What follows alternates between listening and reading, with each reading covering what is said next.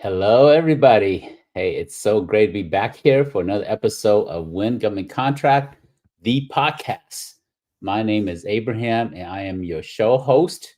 And we've got some really exciting things to talk about today. And today we're going to be talking about vision mapping and goal setting for your business as a government contractor. We are at a new fiscal year in the government market, specifically the federal marketplace. The new year started October 1st. And so this is the beginning of the fiscal year here. And we're coming close to the end of the calendar year. And so 2025 is around the corner. And so I thought it's appropriate that we talk about your vision, your mission, and goal setting for 2025. You don't want to wait till January coming around and you say, oh, let me set some goals, right? But we're not just going to talk about goal setting. We're going to, talk about some practical things, how to create your goals, how to write your vision statement. And then specifically, we're talking about if your goal is to generate $1 million in revenue in terms of government contracts for 2025, what's a practical way of how you can get there? So we'll look at some of these things here. And if you're joining us for the first time, welcome. If you're watching this on replay, always glad that you're part of our social community. So we're going to be talking about vision mapping and goal setting with some very practical tips in terms of how to do that for your business. If you are joining us live, please put in your business name and also where you're joining us from in the chat area. That would be awesome. Again, my name is Abraham Xiong. I am your co-host, and welcome everybody to the Win Government Contract Podcast, where we cover strategies, tips, but more than anything, practical ways of how you can implement some of the things that we discuss here for your business so that you can be more successful in the government contracting industry here. With that, let's go ahead and dive in. I'm going to be sharing some very practical examples, and then we're going to look at some tips and strategies and how to do this here. Now, I've got a bonus at the end, and I want to start off by asking, put in your vision statement into the chat, the vision statement for your business, put it into the chat. And I'm going to choose the one I like the most. I'm going to give out a bonus at the end. And I'm going to ask my show producer to remind me to make sure that I choose the favorite vision statement for if you have a vision statement for your company, put it in there. Now, if you don't have one, as we go through this exercise here, you can create one as we go through this here, because that's part of why we're doing this here. We're going to do some specific examples in a little bit. And I'm going to choose my most favorite vision statement from one of you, and you're going to get an awesome bonus at the very end. So, and all of you who are joining us, there's some great bonuses already for everybody. So you'll get these bonuses as well. So I'm going to start by actually sharing my screen. And to do that, I'm going to share here. Again, if you're joining us for the first time, welcome. And please put whether you're first time or you're returning part of our audience here, put in your company name and where you're joining us from so we have a rough idea of who's here with us today.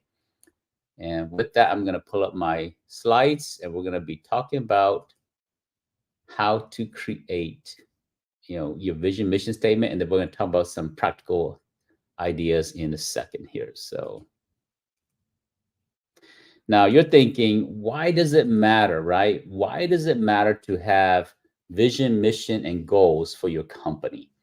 And it does matter. I'm going to cover more reasons in a little bit, but first of all, if you cannot communicate what your vision, what your missions, and what are your goals, you're not going to build a strong organization because people will come and people might come originally for money, but they will leave because you don't have a vision, right? There's a passage in the scripture that says that, the people perish for lack of vision.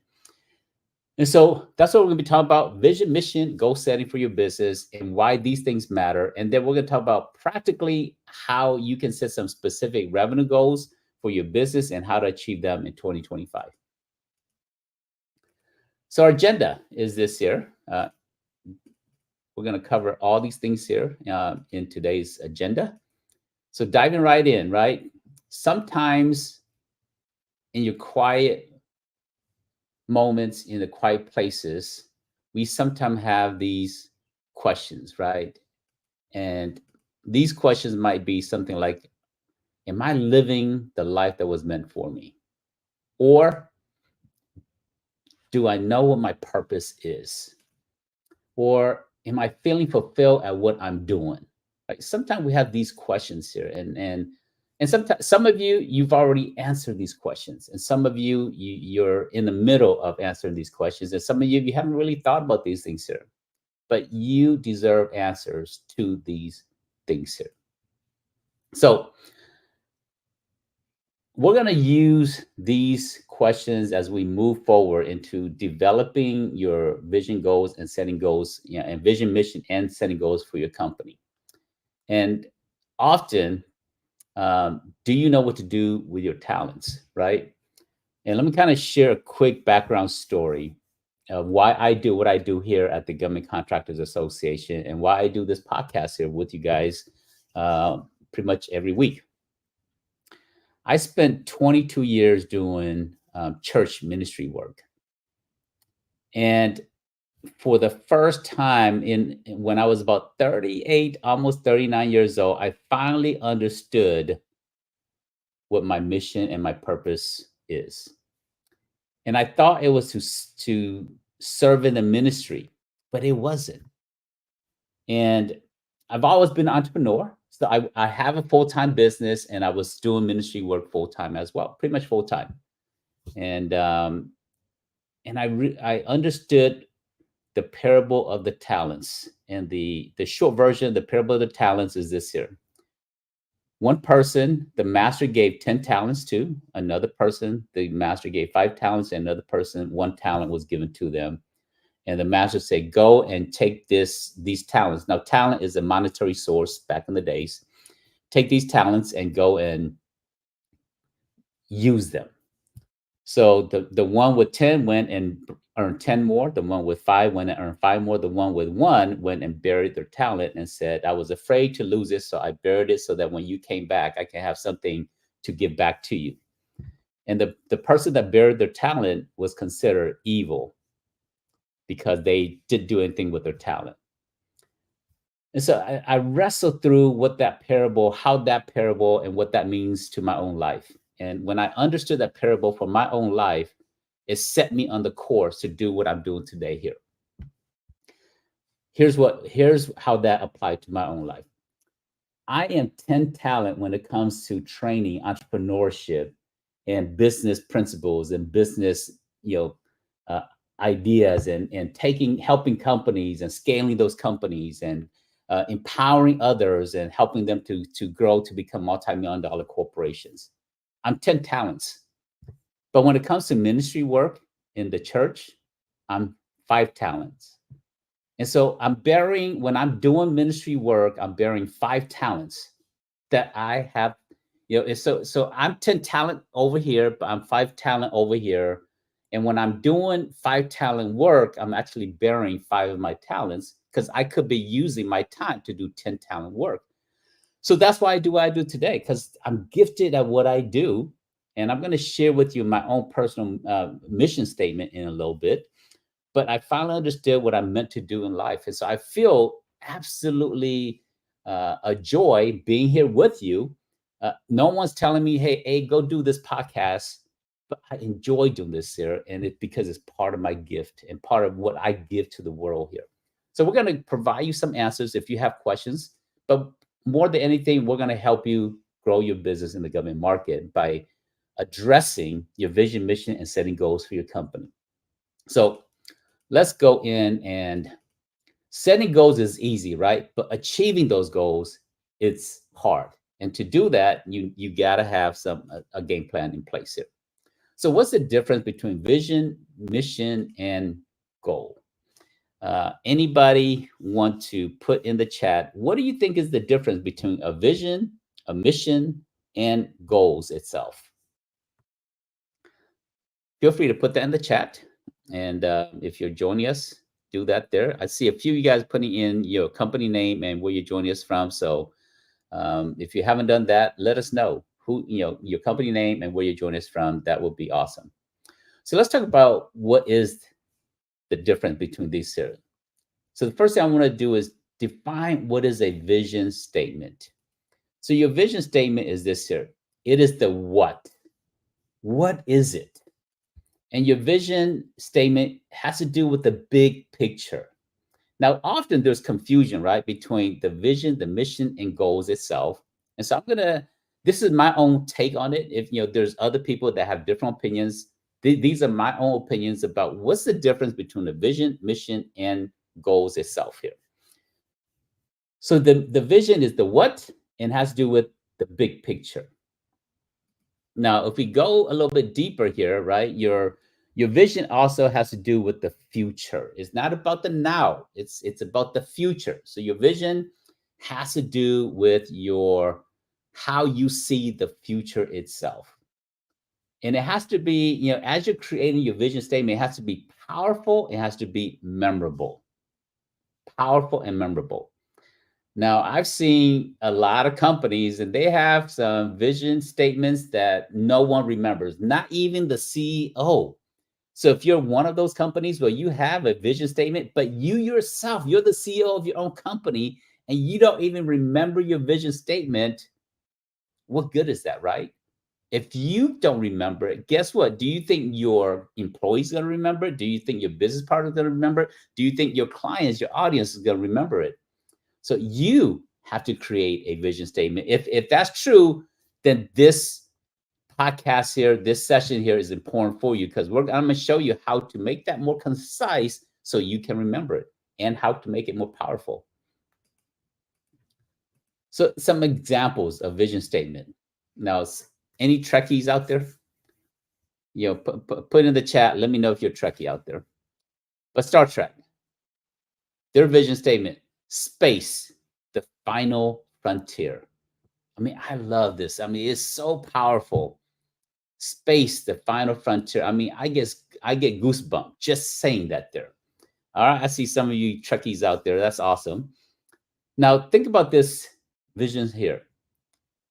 We have sent Voyagers and spacecraft into space. And it has gone so far out there where radio frequency signals cannot come back to Earth anymore. That's how vast it is. So when you're creating a vision statement, it has to be so big and so bold and so far reaching. It's so big that it encompasses a lot of people into your organization. So if your vision is small, you build a small organization. If your vision is big, you build a big organization. But you have to communicate that because the final frontier is the vastness of space. It's infinite to many degrees. We can't measure the infinity of space. Next, Google. Their vision is to develop a perfect search engine. This is one of the early vision. Now think about that for a second. They had the audacity to develop a perfect search engine. Now there's only two perfect people out there. One is that's my beautiful, awesome spouse, my wife, and the other is the Lord himself. But outside of that, what is perfect out there, right? But Google said, when Google started, there was Yahoo, there was Dogpile, there was Ask, there was all these other search engines out there. Now, some of you, I'm dating myself a little bit here, but some of you are like, what is Dogpile, right? Some of you might say, hey, that's my favorite search engine back in the days. And so there's a whole bunch of search engines out there. But when Google came around, they said, we're going to create and develop the perfect search engine. Today, Google dominate about 85, 86% of all internet searches here in the United States. Why? Because their vision is that bold to create something that's perfect. Now, are they perfect? No, obviously not. But that vision is so big and so strong that it coalesces It's in the mindset. Every single developer, every single person that's indexing data on Google is trying to make it perfect. All right, so let's talk about something that's close to me, right? So the Government Contractors Association, right? Our vision is to create access. Very short, to create access. Why? We want to create access for you as a business owner to contracting opportunities. And we want to create access for contracting and agencies to have access to more qualified company. So it's a two-way street for us, right? Access for you to opportunities in the government market and access to agencies to access more qualified companies. That's our vision statement here. Why? Because small businesses are only winning 22% of contracting dollars. Most of the opportunities out there are won by large companies. And our work is never done. We've been doing this here and we train over 15,000 companies, help businesses win billions of dollars in contracts. But that's just a small drop in the trillions of dollars. Every single year, $2.5 trillion are awarded to businesses. And a small fraction of that is going to small businesses. But that's why we exist, right? This is our vision here, is to create access. Now let's talk about my personal vision statement. So my personal vision statement is this here. It is finished. Now, some of you guys might be familiar who said that. But that's my own vision statement is this is how I envision myself. The last words I want to say, I envision myself in my deathbed or in my moment, taking my last breath. And the last three words I want to say is, it is finished. Meaning this here, that the time that you and I come together to talk about creating a vision statement for your business, the time that we talk about creating a plan, goals, with the time we talk about helping your business win government contracts, the time that I sacrifice to be here with you, it is worth it. The time that you sacrifice to be here with me, it is worth it. The time that my kids sacrifice so that I can do this here with you, it is worth it. The time that my wife sacrificed so that we can do this here with you, it is worth it. The energy that you invested, the money that you invested into growing your government contracting business, it is worth it. That's really what I'm saying here, right? I envision myself, the last words I want to say is that it is finished because it is worth it. What we've done together, it is finished. I've got nothing left to do. I've poured out everything. I've left everything on this world, and I'm ready to go to the next chapter of my whoever I am here. So that's my own personal, right? My own personal vision statement. Let's continue. Let's talk about mission statement, right? Now, again, if you don't have a vision mission statement, these things are very important for you as we go through this here. So mission statement is this here. Your mission statement is the why. Sometimes we call this here your purpose statement. Your purpose statement is your mission statement and is your why. And if you don't know your why, money is not the why. Money is a byproduct. If it's about money, then one is in the process of making money, you might hurt the environment. In the process of making money, you might hurt other people. In the process of making a profit, you might destroy lives, right? So your why has to be more than just money. Your purpose has to be beyond money. And when people come to work for you and your why is about money, they might be excited at the beginning, but at some point, money doesn't motivate people anymore. It motivates them when they need money, but at some point, they don't stay motivated. And they stay motivated because of your purpose, because of your why. Why is it that your business exists? It has to be the now. It is how you see the now, right? It is what you're doing now. And again, it has to be powerful and it has to be memorable. So let's talk about this here. Let's going back to Star Trek, right? Some of you guys say you're Trekkies. Star Trek mission to seek out new life, to boldly go where no one has gone before. I mean, man, I love that. You know, if you're not a Trekkie, you should be a Trekkie just because of that vision statement. To seek out new life, to boldly go where no one has gone before. And that's what all these episodes are about, right? They're doing this there. Again, this is your mission is what are you doing day to day? What are the why do you do what you do every single day, right? They're seeking out new life and they're boldly going where no one has gone before. Google, to organize the world's information and make it universally accessible and useful. This is their mission statement. To organize the world's information, make it universally accessible and useful. And that's what they've done. When you put up your website, I'm talking about within hours, as soon as you hit publish on your website, whether you're using Wix, whether you're using WordPress, or whether you code it yourself, the moment you hit publish, Google is indexing it. They're accessing your information and they're making it universally available to everybody else. Now, you might not be ranking on the first page, but if you go down to maybe 5, 10, 20 pages, they're going to find you. And it's accessible to the world. That's why they dominate what they do. All right, so for GCA, right? Our mission is this here, to educate, to facilitate, and to advocate, right? I call it EFA. Educate, facilitate, and advocate. This is what we do every day. This podcast here is about me providing education for you so that you can be better equipped to create a vision, mission, and setting goals so that you can achieve more in this upcoming year here. Now, personally, this is my own personal mission statement.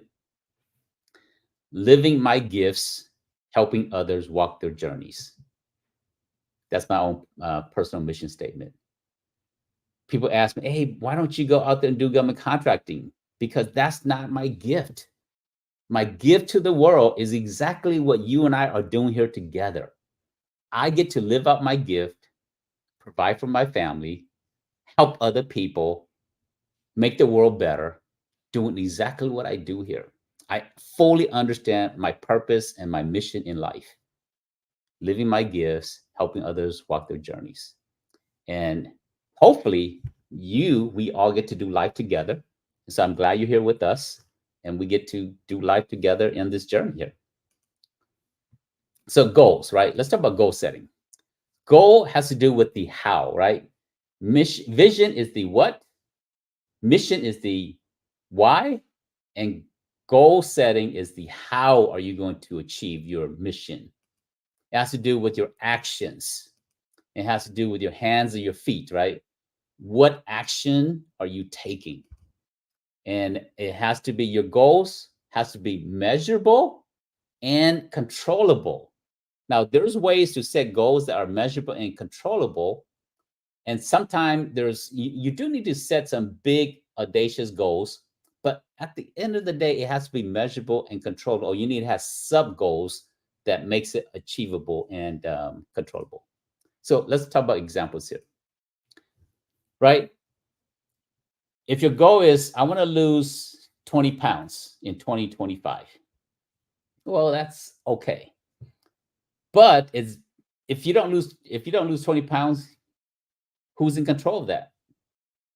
Just by putting a goal out there, it's better than no goals.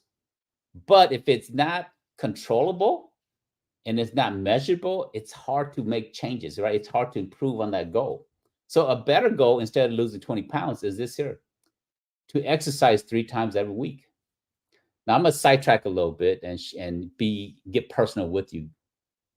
Last year, about this time here, I had a health challenge. And I felt my heart was beating irregular, and I felt some minor chest pain. And I checked my blood pressure. It was 160 over 110. And 180 means I need to go to the emergency room. And I thought, man, I need to do something about my life, because I'm always in front of a computer. I'm doing classes, I'm meeting with people, training, lots of fun stuff, but I wasn't doing the physical activity. And so I made a personal decision. And I said, I need to put the things that I know into practice in my own life. And I set a personal goal that I'm going to exercise every single day. Every single day. About 365 days later, I took one day off. So this time last year, I made a decision that I'm going to exercise every day. I do about 3 to 10 miles a day, depending on what day. Sometimes I go to the park. Sometimes I've hit every single local park within 5 miles where I live. I've hit those parks. I've gone to Stone Mountain. Some of you guys have seen my episodes, contracting tips from the top of Stone Mountain. Some of you guys have seen those episodes. I'm walking out there. I'm shooting videos, making videos. I'm doing different things. But I took one day off in 365 days. Why? Because I made a goal that I'm going to exercise every single day. Now, since that time, I've lost about 22, 23 pounds as well. My blood pressure is normal. I don't have any chest pain because I thought about my options. Do I take medication or do I get an operation? And I thought those options, it's only a last resort and I have to do something about my health. So I made it a priority. So personal goals, exercise every single day. I can control it and is measurable, right? And minimum an hour for me. And for some of you, it could be 20 minutes. For some of you, it's 15 minutes. But that's an example of a goal, right? Or maybe a professional goal might be attend a chamber meeting every single Friday or attend a networking event every single week. It could be something like that. If your goal, professional goal is I want to make new friends. That's good, but attending a chamber meeting every Friday or every once a week, that gives you something very specific, something controllable that if you don't attend an event, well, it's your fault, right? You can change that. If you just say, I want new friends in 2025, well, I want to go out there and grow my company. But if it's not practical, it's harder to achieve those things there. So another personal example. One year I said, I'm going to make some new friends this year, and I'm going to make specifically one friend who is a multi-millionaire. Very specific goal. Guess what? By doing that there, I didn't even find this person. This person found me. He found me, asked me out to lunch. He wanted one of his friend to learn how to write proposal. So he found one of our classes and he sent that person to proposal. And he doesn't need proposal writing because he's already successful as a government contractor. He's a multimillionaire. And he said, I want to help this person. And so while he was helping that person, he said, tell me, what do you do? We got a chance. We had lunch, became friends. And he's a multimillionaire. And we've done some great work together because I made one goal, right? I want to make a friend who is a multimillionaire. Now, there's the phrase, right? Your net worth is dependent on your network. So your network of people is important. And so if now some of you are already millionaires, so many of your friends are millionaires because you are who, if you look at the 5 closest people to you, you are a reflection of the 5 people closest to you. So sometimes I'm not saying ditch your current friends. What I'm saying, add new friends that are like what you want to be. All right, let's continue. Some other examples of goals, right? It could be fun goals. See all 50 states by the time I'm 50, right? That could be a fun goal. Now, my wife and I, when we got married, one of our goals was we want to see 50 states before we retired. And we started off strong and we started going to different places. We're up to about 14 states But then we discovered cruising, and so we started doing more cruising during our vacation time because that is a lot more relaxing than driving or flying to different places. And so we need to get back and revisit that goal there. But philanthropy, right? A goal could be, I want to do good for the world. I want to change the world, right? But that doesn't have a lot of meaning. Maybe volunteering 1 day out of the month might be a better goal. All right, so creating your goal and your vision, right? You got to define these things here, and you got to go out there and put it on paper so that you can achieve these things here. And we're going to look at some practical items in a second here. But this is how most of us live our lives, right? We live our life like a snowman. The future is small. The present is, it is what it is, and the past is big. So what do I mean by this here? By how we live our life as a snowman. Sometimes the past is so big, and practically, here's what that is. We keep on looking back, and for some of us, we say, man, when I was in high school, I was a star of the soccer team, or I was a captain of the football team, or I was the superstar cheerleader, or I was the math wizard and I won the decathlon. We look back and all of our successes is in the past. That hinders our present and that hinders our future because we live in the past.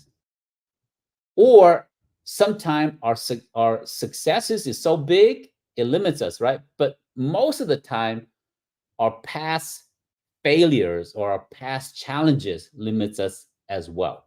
For example, I help entrepreneurs, right? And if every now and then I meet people and they said, man, you know what? I took my life savings and I started a business and it failed. And so I don't think I'm gonna, being a business owner is not for me. Now that could be true. I'm not saying that that's not true. What I'm saying is this here: you put too much stock in the failures of the past, and when you put too much power into the past, it hinders your future. So how should we live our life, right? We should live our life where the future is unlimited. It can be anything you want it to be. The present is what it is. In the past, you minimize the past. The past are just lessons learned. From your successes, you learn from that to make your future better. Your failures, guess what? It You get back up and you go. It's just a lesson. You keep on going forward. So don't be a snowman in your how you live your life. So goal setting. Dream big, the future is bright, and your future can be as big as you want it to be, right? The past, make it small. So there's a lot of hindrances out there. Sometimes we have fears, sometimes friends, right? There's what I call naysayers. And these naysayers can be the closest friends that you have, your best friend. They're going to like, what? You want to start a business in the government market? Are you crazy? You don't speak Governese. You've never been on the other side. Your family, your friends, they might be the biggest naysayer. Now, I'm not saying don't listen to what they're saying. What I'm saying is tell them, you know what? Thanks for sharing your advice on that. I appreciate it. But I've done the research and this is my vision and I've set some goals and this is what I want to do. And so treat it as people who are genuinely interested in helping you. They just don't know how to help. And they maybe out of their own fears, right? So don't listen to the naysayers. It's your life. You need advice, but don't let other people's doubts hinders your own goals and your own future. And sometimes we let money, right? Money should never be an obstacle about your future. Money is a byproduct. Let me talk about this here a little bit. When I started one of my first business, in fact, this is my second business. My first business was a baseball card comic book shop. My first business that I actually started, or really the second, the first one I had a partner. The second one I did it by myself. I had $300 and I wanted to start an office furniture business. And this is, I went overseas to be a missionary and I came back to the United States and I said, well, you know what? Corporate America is not for me, so I'm going to start my own business. People say, hey, how are you going to start a business with $300, right? Naysayers, right? And people are like, how are you going to do that with $300? Here's what I know. Money is a byproduct. Business is about people. Business is about finding people with a problem and finding people with a solution, right? So in the government market, people or government agencies, the people that work there, they have problems. And you as a business owner, you find other people that have solutions and you take their solutions, because if you're new, you don't have a lot of solutions, right? You take existing solutions and you package that and you add value to it and you sell that to people that have problems that work in government agencies, and you make money. So money is a byproduct of understanding relationships, understanding people. People have problems, people need solutions. That's how I started my second business. I took that $300 and over the next 5 years, I amassed $10 million worth of office furniture. So it's not, money should never be a hindrance for you achieving what you set out to do. But the greatest hindrance, you know what, is you, unfortunately. We don't succeed. Sometimes it's because of money, sometimes it's because of doubts, family, fears, and other things. But always, all the time, if you don't achieve what you set out to do, is because of you. Your company can only be as big as you allow it to be. The failures, the successes that you see, it all comes back to you. So sometimes you have to invest. Sometimes you have to bring people around you. Sometimes you have to think differently. You can't do the same thing and expect this, different results, right? So you are the greatest hindrance, and that means you have to be a lifelong learner. So that means you may have to bring in a business coach. That means you have to go out there and learn how to speak Governese. That means you have to go out there and invest in a new website. That means you have to go out there and learn different things that you don't know right now so that you can continue and you won't be a hindrance to your own company. So let's talk about, how do you achieve these things, right? Avoid the naysayers. Take some risks. Now, I'm not talking about blind risk. I'm talking about calculated risk. And focus and refocus. Sometimes you have something going and you focus on that and you set your goals and you start moving forward, but you realize that's not right or that's the wrong direction. Then it's okay. Change it, refocus into a different area. And you have to take actions. Lots of visions, lots of missions, lots of goals are never achieved because there's a lack of action. So you have to take action. But most importantly, never, never, never, never, never, never, never quit. This is my phrase. I'm going to leave with all of you here. The only people that fail in the government contracting market are those that quit. I've seen companies come and go, but the ones that quit, let me tell you guys a true story. So this is someone I've known for a while, but he realized that I'm in the government market. So he came to me and said, "Abe, can you coach me and help me build my government contracting business?" Started working with him. About 3 months into it, he said, "Abe, you know what? I don't know if this is for me." And he quit. 12 months later, he comes back. He says, "Abe, you know what? I realized some things. I should never have quit. I want to continue." 3-4 months after that, he won his first contract. And now he's won multiple contracts. And he has $100 million opportunity that he is finalizing right now. So never quit. Because if you quit, you won't get there. All right, so let's talk about people who never quit, right? J.K. Rowling. She was rejected by dozens of publishers, and now outside of the Bible, she has the number one bestseller in all of history. Michael Jordan, this is his phrase, right?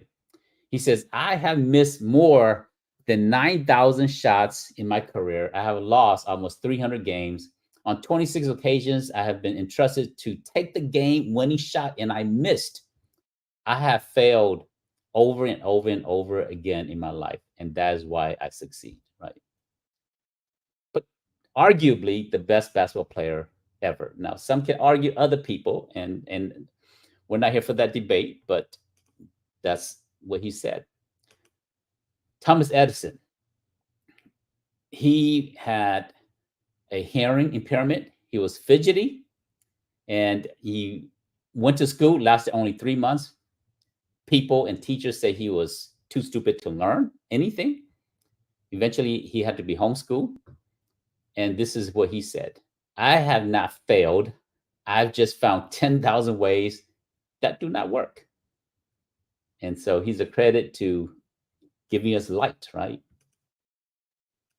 Oprah Winfrey, right?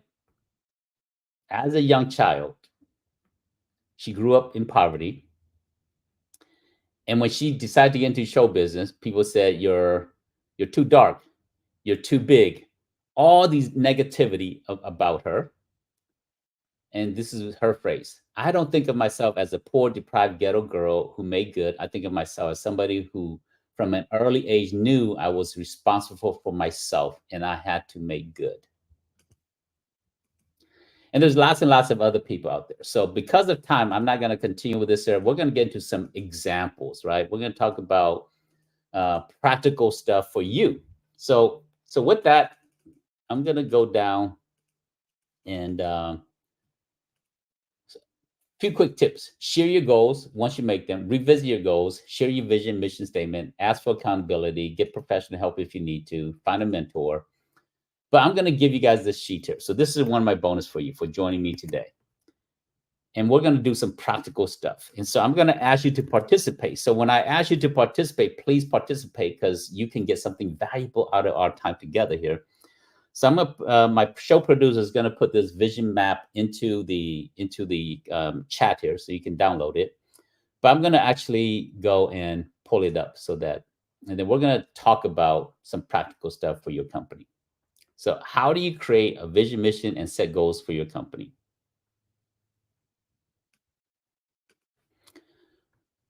So this is what it's going to look like. There's two tabs down here, right? There's going to be the tab that talks about your vision, mission, and your goals here. And there's going to be a tab that talks about how to create it. So let me start with the end product here. Now, goals should be segmented into different pockets. Now, in my younger years, I only had one type of goals, right? Personal goals and business goals. And my wife had taught me that I need to have some fun goals. And in fact, what she did, my wife's amazing. She goes on my calendar and she blocks the first weekend of the month. It is Abe time, meaning my time. I don't have to think about you as part of our audience. I don't have to think about business. I don't have to think about other people. I don't have to think about her. I don't have to think about my kids. One weekend out of the month is my time. I can do whatever I want with it. I can go anywhere I want. And then she actually carved out a budget from our income so that I can have some funds to go do whatever I want. Up until that point, this is what I do, right? To me, business is fun. So I only do business. And she said, hey, I understand business is fun, but you need to have life outside of business. So she carved that time. And so I've used that time. I've taken personal trip to Florida, fishing trips. I've taken personal trip to see cousins that I haven't seen in forever. I've taken personal trip to go see some friends that I haven't seen in 20 years. I take mini trips, maybe go to a mountain that's about, an hour away and go hiking for the day. So really awesome in terms of having more fun and health in my life, right? So let's talk about some practical here. So self, right? Self growth, and this has to be has to do with health as well. It could be an example could be read 3 books this year. So for example, for you, this might be your 2025 goals, right? And we'll talk about vision, mission in a second, but right now I'm talking about goals. So your business goal might be reach $1 million in 2025 for my government contracting business. So let's practically, how do you do that? So I'm going to give you a formula of how to do that there, how to reach $1 million. Now, for some of you, you're already $1 million company. So it might be reach $5 million in 2025, but I'm going to use the $1 million as an example so that you can actually achieve that. So if your goal is to reach $1 million in revenue, then we have to break that down into something that is very specific, because having go $1 million in revenue is not achievable because you don't have specific and you can't control it, and it's not where you can take action behind it. So a better goal is submit 2 proposals each month. Now, let me explain how I got to submit 2 proposals a month. Grant Thornton did a research, and they asked large companies how many proposals you submit before you win one. Large companies said they win 1 out of 3. They asked small businesses like some of you, they said, how many proposals do small businesses submit before they win one? You guys know what small business said? The average was 1 out of 22 proposals. Think about that. Small businesses win 1 out of 22 proposals. That is extremely inefficient, and most of you will quit before you get to 22 proposal because it takes time to find the opportunities, it takes time to read it, time to put together your team, time to write it, and time to submit it and wait. So that's not the right path. Now, the companies that I work with, the companies I teach, they win about 1 out of 7, 1 out of 8 proposals. So I'm going to teach you a process of how do you reach $1 million in revenue for 2025 by submitting 2 proposals a month. So let me add another tab here.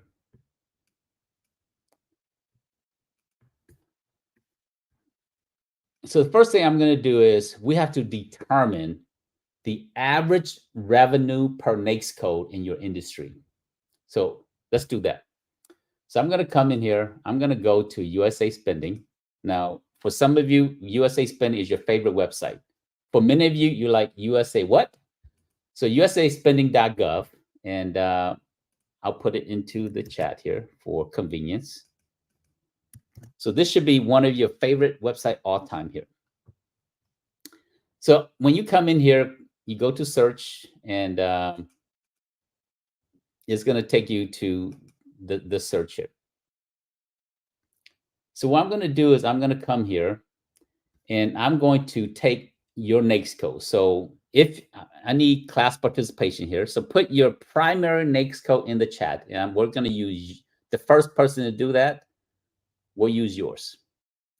Give me your primary NAICS code, and I'm going to show you how do you reach $1 million in revenue through government contracts. All right, anybody? 54121, that is 5 digits. I need 6 digits. So Rashidat, I need 6 digits. Anybody else?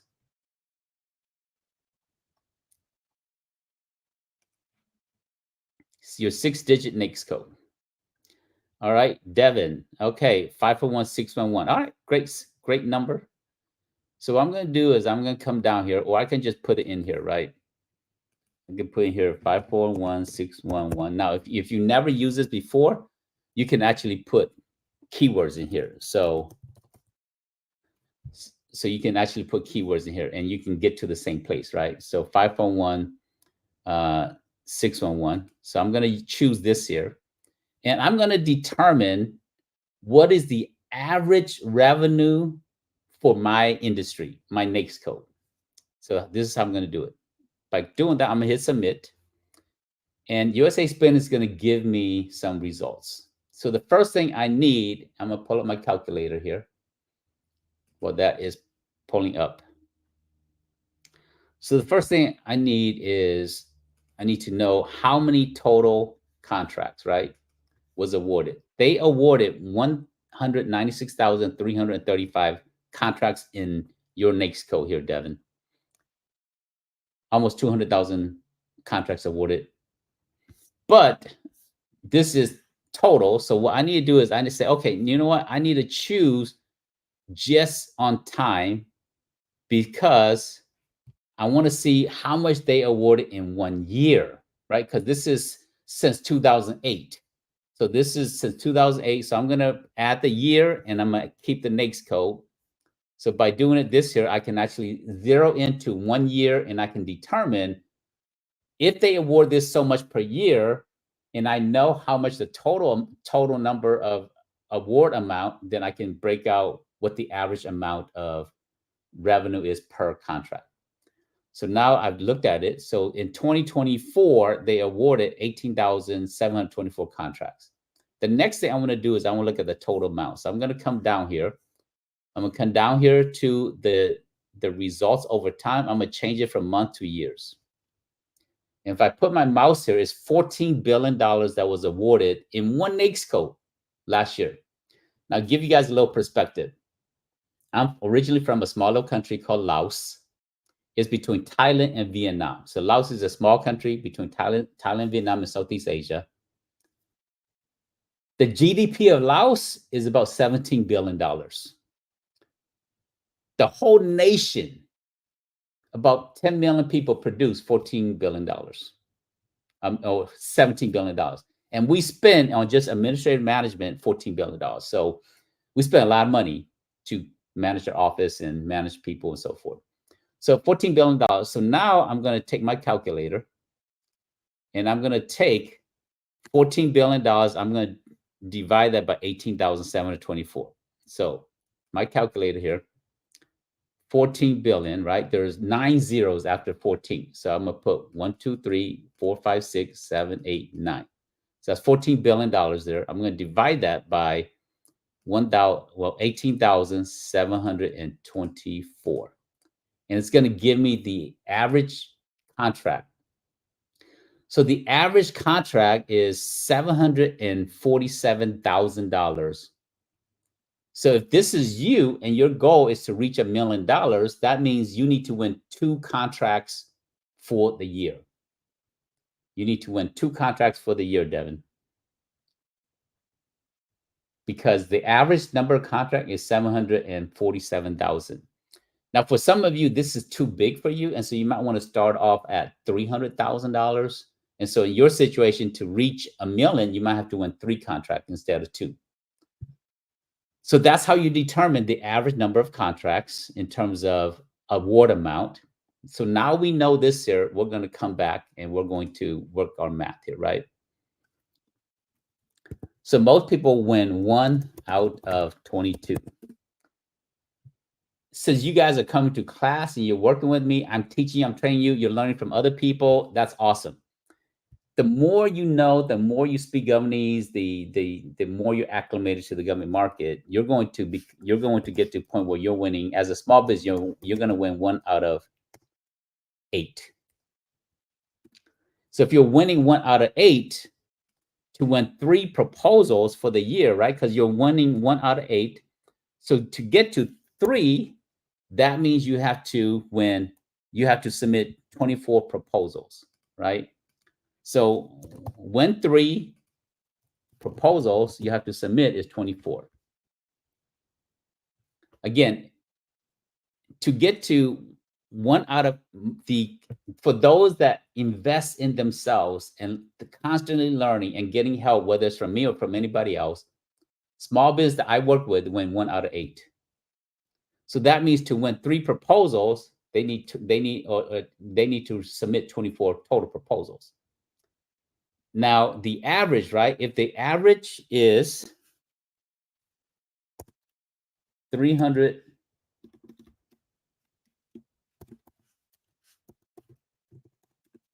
If the average is $330,000, then in 1 year, you can get to that, right? So C5 times C6.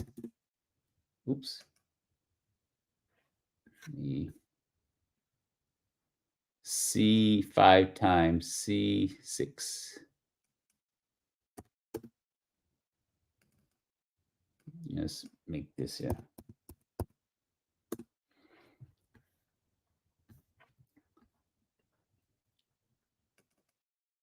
For simplicity. All right, so for many of you, let's assume if for Devin, right? His average was 747,000. So if he wins 3, he's at 2 million. So he just needs to win 2, and he surpassed $1 million. But for most of you, you don't want to go after even 700,000 is a little bit too big for you to get started. So you want to go after smaller projects. And so you want to win 3 to get to $1 million. If the average NAICS average project that you want to start off with is 333,000 approximately, you win 3. But if you're submitting 8 proposals and you're winning 1, that means you have to submit 24 proposals. If you're submitting 24 proposals, there's 12 months. So there's a total of 12 months. So that means you have to submit 2 proposals each month. So that's how you get to your goal of getting to $1 million a year. So if we come back to your goals here, right? To get to $1 million, you have to submit 2 proposals each month for a small business. So these are your goals. You need to have spiritual goals. You need to, you should consider relationship goals, fitness goals, finance and family, and all these things here. But this is your goal sheet here. But now let's talk about practically, how do you create your vision and your mission statement? So I'm going to take a second and I'm going to go through a quick exercise for you. How do you create your vision and mission? So this is my practical suggestion here. First, you search online and you find your favorite vision mission statements out there. And little typo here. Find your favorite vision mission statements out there. Then you want to use that as examples. And then you want to list out all your favorite words. What are some power words that you have, some adjectives, some action words, some result words that you like, or phrases.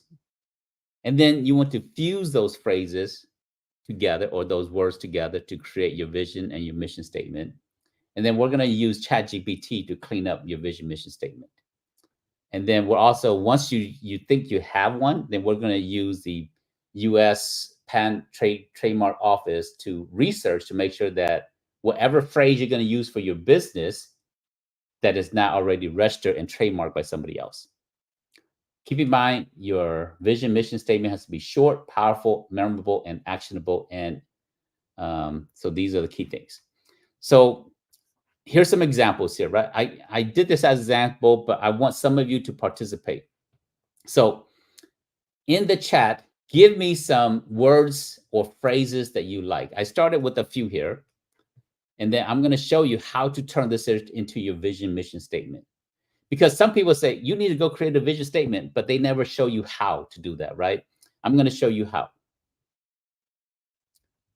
So any words that you want.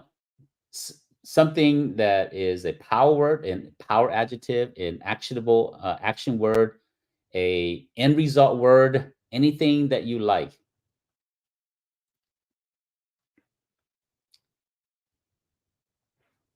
While you guys are putting that, I'm going to use examples here. So what I did was I put in some words I like: satisfaction, people first, responsible, success, understand. Secondary words: kind, stellar, important, value, planet. And then what I did was I fused them together here. So potential vision mission statement is this here. Your success is our success, right? Because one of the words I like is success. So I just kind of came up with a word here. or your success is our mission. Um, I put the word satisfaction here. So I said, we're not satisfied until you're satisfied. I put the word planet here. I said, and the word kind. So I said, oh, being kind to our planet, right? If I'm a nonprofit, that might be one of my words, right? And then kindness is our mission, or people is at the heart of our why. So these are some vision, mission, words, statements that I just made up here. Now let's take some practical stuff from some of you guys, and hopefully we can come up with some ideas for you. All right. So Cheryl said compassionate,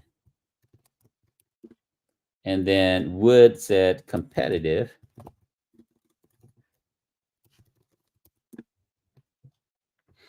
Any other words? Scalable. All right. Some great words coming through here. Scalable. Other words?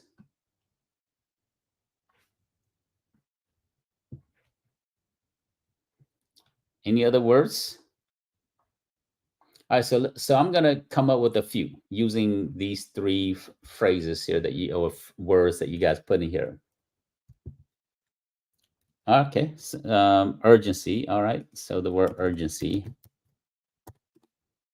and another word is robust. Love it.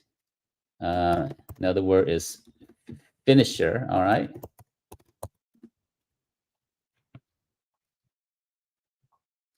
So I'm just gonna make up some, and I don't fully understand the context of your company itself. I know you guys are giving me words, but I'm just gonna show you how to do this here. Now, I've been doing this for many, many years, so it may be a little easier for me to do this here, but you have to practice at this a little bit, and then you'll get a little bit better.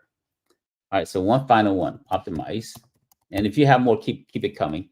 So I'm gonna just make some here. So the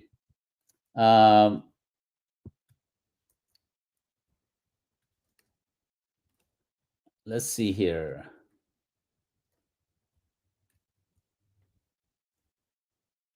So let's say, let's go with this here.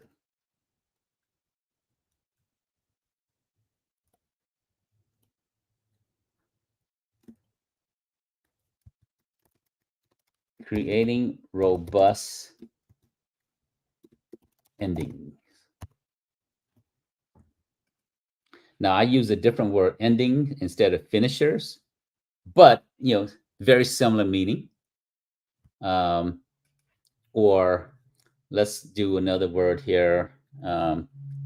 Oops. We optimize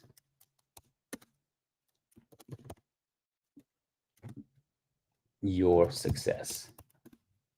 Right? Using the word optimize, adding one of my word up here, success. So by just listing out all of your favorite words or phrases, you can quickly create something that's short, powerful, and memorable. But let's assume I like this here, right? We optimize your success. And I said, how can I make that better? So this is where AI can help you. You want to start, right? You don't just go to AI and say, give me some, vision statement. It's not yours. It's not close to your heart. By going through this exercise, it can be something that's close to you that can have meaning to you, right? So now I'm going to take this here, this phrase here, we optimize your success. And I'm going to go to ChatGPT. So I'm going to come ChatGPT. I'm going to say, can you, let me zoom in a little bit here.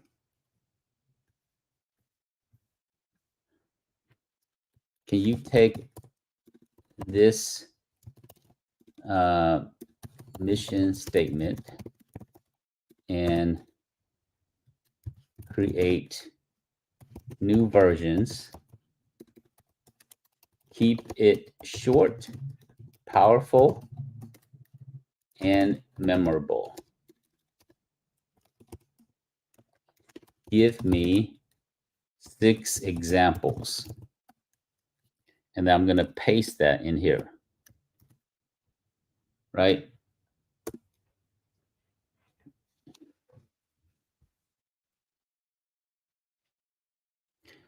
So now it's going to take the one phrase I gave it, and it's going to give me new ideas.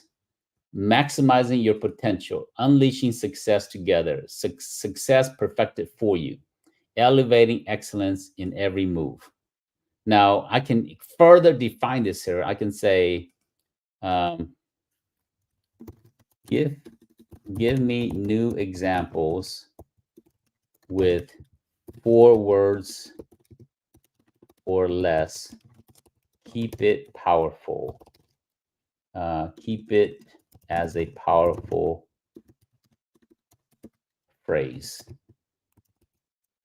or phrases. Keep it as powerful phrases. All right. So now it actually can condense it down to 4 words because I've asked it to do that in 4 words. Success redefined for you. Precision fuels your success, empowering your every step. Your vision, our mission, right? Results driven, success delivered. Optimizing success, defining futures. So this is how you determine or get to an end result of your vision mission statement. Now, again, the vision is the big picture, the what, the mission is the why, and the now. So with that, if you have a vision statement, put it in the chat, and I'm going to choose my favorite vision statement, and I'm going to give out a bonus. So show producer, did anybody put in their vision statement earlier? I don't see it. If you have a vision statement, currently have a vision statement, put in the chat. And they did not. Did not. Nobody wants the bonus. Oh, let me tell you guys what the bonus is. So, wow. Bonus is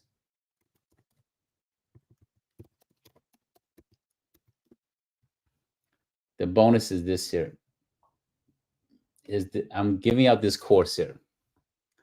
Win millions of government contract without having to write complex proposal. This is about 11 and a half hours of video content designed to kind of help you walk you through the government contract in a step-by-step. It's got email marketing samples, capability statement samples, team agreement samples, how to register, lots of stuff. These are all the content that's in there. And this course here, we sell for $2,000. And I'm going to give it out to the person that has a vision statement that I like. That's it. All right. Nobody has a vision statement. Okay. All right. Last call for vision statement. No one has a vision. Well, hopefully today has been good for you in terms of creating your vision and mission statement. And often, most small business don't think about vision, mission statement, but you should, because it's how you coalesce people around you. It's how you build a team of people. It's how, sometimes along the way, you get distracted, and when you remember, what, this is why I'm doing what I'm doing. Right? Your why is not the money, right? Your why may be your kids going off to college. Your why might be you want to go out there and plant 2,000 trees in your neighborhood. And to do that, you're going to grow your company so that you can do that, right? So your why, money is a byproduct of that there. All right, so with that, if you have vision statement, here's my goal. Go work on it and send your vision statement to me. I'll help you review it. I'll give you some feedback on it. And if I like it enough, I will give you this awesome bonus here. How about that? So do that between now and next week.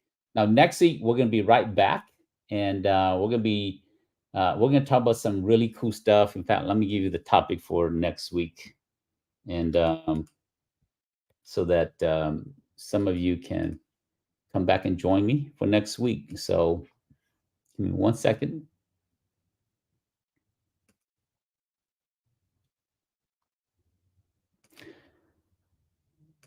We're going to talk about how to do pricing for your teaming with your subcontractor or your teaming partner. So how to share in the revenue, right? Because a lot of times you go out there and you have a teaming partner. You say, how do I split the revenue? How do we share this revenue? How do we share the workload? And so I'm going to show you how to do that, how to properly do that there. And then I'm going to give you an Excel sheet or a Google sheet, how to split that up that makes sense for both companies working together as teaming partners. So how to create a pricing model that makes sense for you and your teaming partners. So that's going to be the topic next week. Every week, we're going to be right back here, 11:30 a.m. Eastern time. If you are joining us live, thanks for joining us live. If you're watching this on replay, excited that you do watch this on replay. And remember this here, you are one contract away from your dream house, your dream car, one contract away from sending your kids to college, one contract away from anything you want in life. With that said, thanks for joining me. Signing off. We will see you in another episode of Win Government Contract, the podcast. Take care, everybody. Have a good one.